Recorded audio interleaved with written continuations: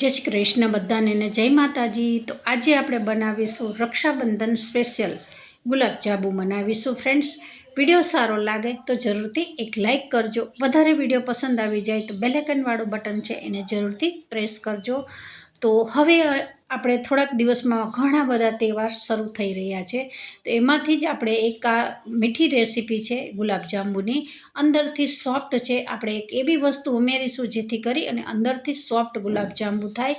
અને એક લોટ બાંધવામાં એક ધ્યાન રાખવાનું હોય છે, એક ટ્રીક હોય છે, તો જ ગુલાબજાંબુ સારા થતા હોય છે। ચાસણીમાં કોઈ અહીંયા આપણે એક તાર બે તારની નથી બનાવવાની, ફક્ત આપણે ચાસણીને થોડી ચીકણી બનાવવાની છે, મતલબ કે થોડી તેલ જેટલી ચીકણી ગાળી રાખશો તો બી એક ગુલાબજાંબુ બહુ જ સરસ તૈયાર થઈ જતા હોય છે। અને ઘરની સામગ્રીથી આપણા આ ગુલાબજાંબુ તૈયાર થઈ ગયા છે। નોર્મલ ઘરમાં બધી આ વસ્તુ આસાનીથી મળી જતી હોય છે। ફુલાવા માટે તમારે અહીંયા બેકિંગ સોડા ના હોય તો તમે ઈનો બી ઉમેરી શકો છો। અહીંયા એક ચપટીકની જરૂર પડે છે, કોઈ વધારે આપણે અહીંયા ઉમેરવાની જરૂર નથી। હવે આપણે અહીંયા કાજુથી ગાર્નિશ કરીશું।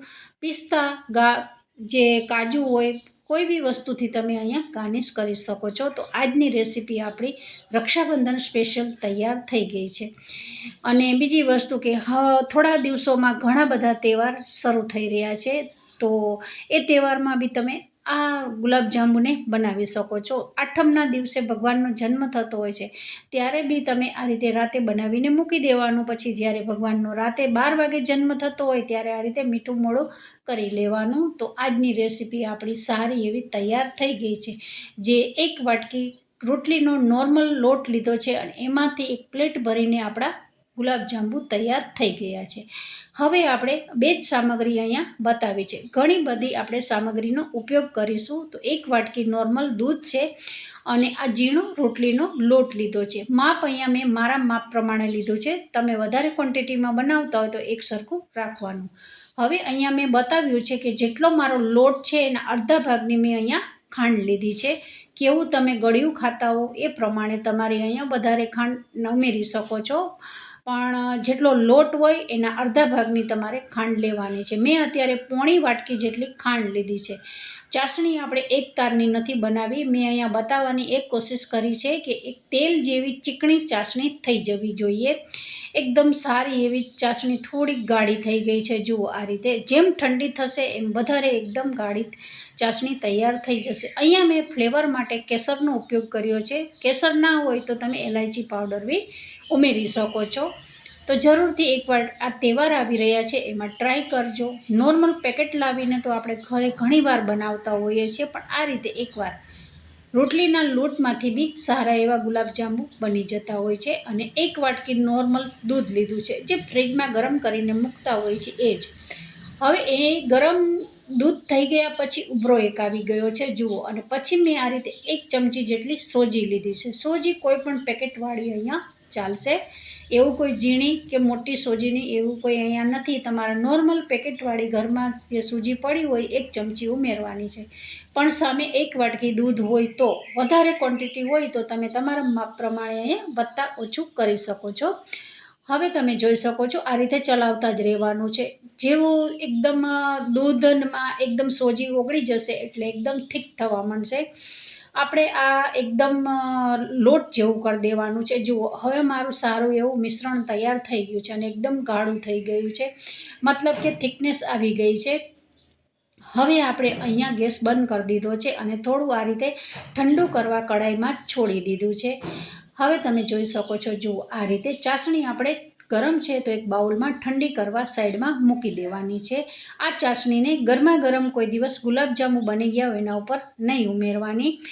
હવે આપણું આ મિશ્રણ છે એને એક બાઉલમાં કાઢી લેવાનું છે। અહીંયા એના ઉપર જ મેં ઘઉંનો રોટલીનો લોટ ઉમેરી દીધો છે અને એક ચપટી, મતલબ એક ચપટીથી કે ઓછું બેકિંગ સોડા ઉમેર્યો છે અને આ છે એક ચપટી જેટલું મીઠું નાખ્યું છે। જે આપણે ચાસણી છે કોઈ પણ ગળી વસ્તુ બનાવતા હોય તો ચપટીક મીઠું નાખવાથી એટલું બેલેન્સ છે એ બહુ સારું રહેતું હોય છે।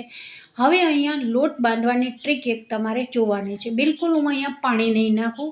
જે મિશ્રણ સોજીનું બનાવ્યું છે એમાં આ રીતે પહેલાં હાથથી મિક્સ કરી દઈશું, સારું એવું મિક્સ થઈ જાય અને પછી લોટ બંધાય નહીં, કોરો કોરો લાગે તો તમારે અહીંયા દૂધ થોડું ઉમેરવાનું છે.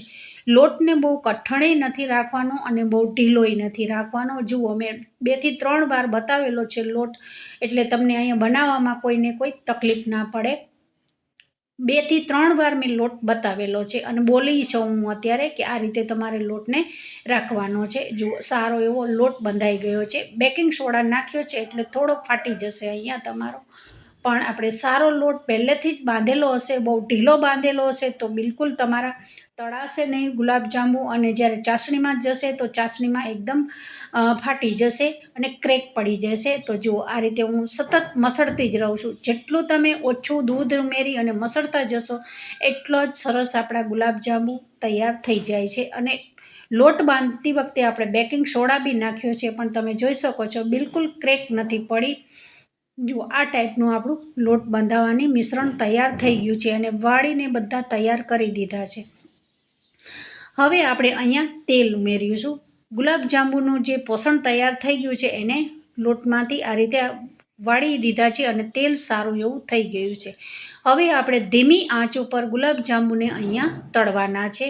બિલકુલ આ રીતે ચમચાને ફેરવતા રહેવાનું છે, જાડાને, મતલબ કે વધારે પડતો દાજ ના આવી જવા જોઈએ અને અંદર સારા એવા ગુલાબજાંબુ છે એ તળાઈ જવા જોઈએ, કારણ કે અંદરનું સોજીનું દૂધનું મિશ્રણ છે એ બિલકુલ કાચું નથી, પણ તો બી જે ઉપરનો લોટ છે એ કાચો છે. તો સારા એવા ગુલાબજાંબુને આ રીતે ધીમી આંચ ઉપર તળવાના છે. લગભગ આને મેં 5 થી 6 મિનિટ સુધી ધીમી આંચ ઉપર હું આ રીતે જાડાથી ચલાવતી જ રહી હતી.